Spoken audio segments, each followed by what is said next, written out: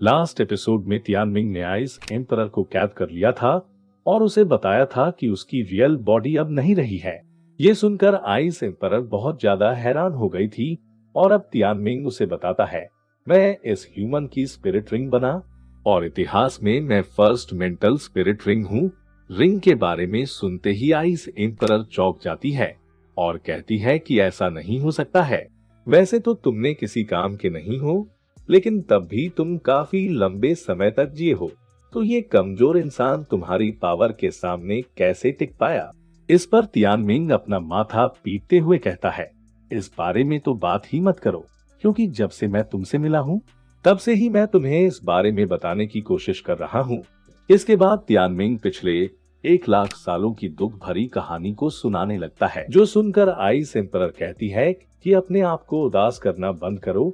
इसके बाद तियानमिंग काफी ज्यादा डरे हुए लुक के साथ कहता है कि तुम तो जानती ही हो लाइफ लिमिट हमारे प्रति कितनी ज्यादा डरावनी है, और उस समय मेरी पावर पूरी तरीके से खत्म हो गई थी और मुझे विश्वास नहीं था कि हम दोबारा इससे गुजर पाएंगे। लेकिन मुझे लगता है कि तुम इस फीलिंग को जरूर समझोगी कि हम कितने लंबे समय तक पहले ही जी चुके हैं और हम इस तरीके से मरना नहीं चाहते हैं। इसलिए मैं एक प्लान के बारे में सोचने लगा था और मेरे लाखों सालों के ज्ञान के साथ मैंने एक प्लान के बारे में सोचा है। और इस चीज को सुनते ही आइस एम्परर उसके प्लान के बारे में पूछने लगती है। तो तियानमिंग कहता है कि मैं इसे कैसे कहूँ, और तुम्हें बिना देखे बात करना काफी ज्यादा अजीब है, तो क्या तुम अपनी स्पिरिट फॉर्म को दिखा सकती हो, क्योंकि अच्छा नहीं लगता है अगर मैं तुमसे फेस टू फेस बात नहीं कर सकता हूँ। आइस एम्परर इसकी बात को सुनकर मन में गुस्सा होते हुए कहती है, सच में काफी ज्यादा अनाइंग है, लेकिन मैं सच में जानना चाहती हूँ कि इस डूमसडे से कैसे बचा जा सकता है। चलो ठीक है, वैसे भी मुझे नहीं लगता है कि ये कुछ करेगा, बस ये इसका ट्रैप नहीं होना चाहिए। जिसके बाद आइस एम्परर उस गोल्डन मिस्ट से बाहर आते हुए कहती है, चलो ठीक है मैं आती हूँ, वैसे भी मैं तुमसे डरती नहीं हूँ। और फिर हम देखते हैं तियानमिंग इसी चीज का इंतजार कर रहा था और अब आइस एम्परर बाहर आते ही अपनी स्पिरिट फॉर्म लेने लगती है और ये वाकई में काफी ज्यादा सुंदर लग रही होती है। और ये अपने कॉल्ड एटीट्यूड के साथ कहती है, चलो निकम्मे अब जल्दी से मुझे तुम्हारे प्लान के बारे में बताओ। इस तरफ तियानमिंग उसकी सुंदरता को देखकर बावला हो जाता है और इसके ऊपर लपकने के लिए आने लगता है और कहता है कि मेरे लिटिल बिंग बिंग, तुम सच में काफी ज्यादा सुंदर हो, जल्दी से आकर मुझे गले से लगा लो। इस पर आइस एम्परर उसे कंटाप धरते हुए कहती है, तुम अपने गंदे चेहरे को मुझसे दूर रखो। वही झापड़ खाने के बाद तो तियानमिंग और भी ज्यादा खुश होने लगता है और कहता है कि तुमसे पिटके कितना ज्यादा अच्छा लग रहा है और आखिरकार अब मैं तुम्हें फेस टू फेस देख पा रहा हूँ। और इस तरफ आइस एम्परर काफी ज्यादा इरिटेट होते हुए कहती है, मुझे लगने लगा है कि मैंने बाहर आकर गलती कर दी है।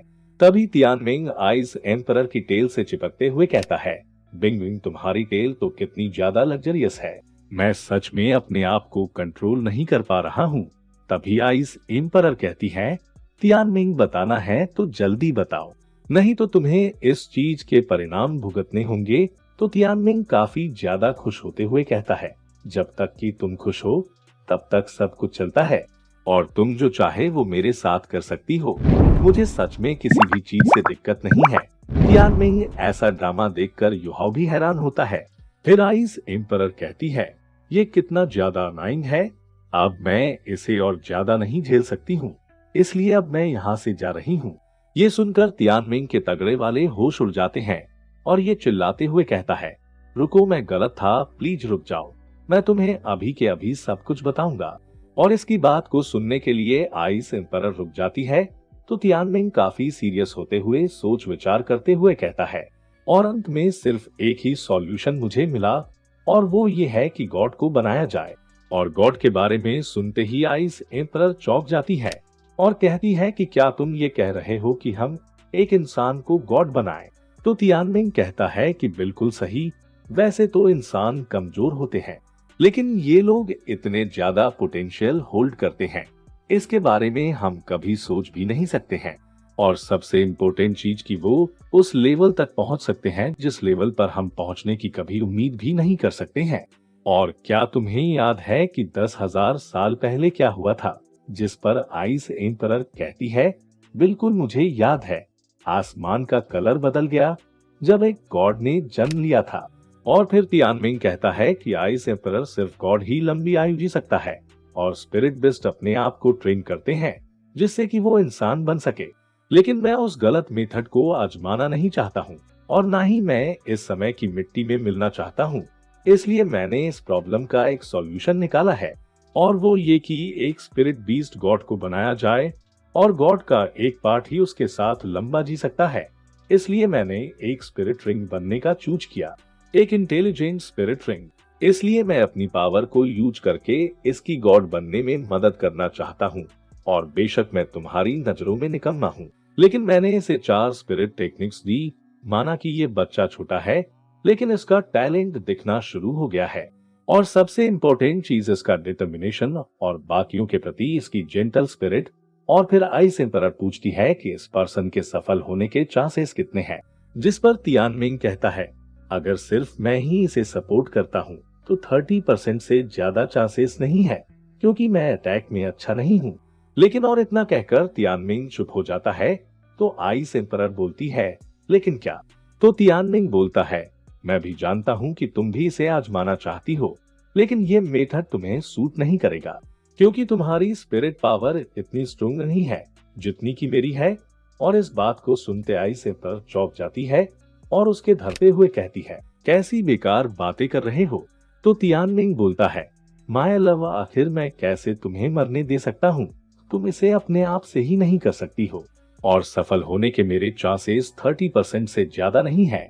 लेकिन अगर तुम मेरे साथ काम करती हो तो चांसेस कम से कम 50% है और हमारे एंडलेसली जीने के 50% से ज्यादा ही चांसेस है।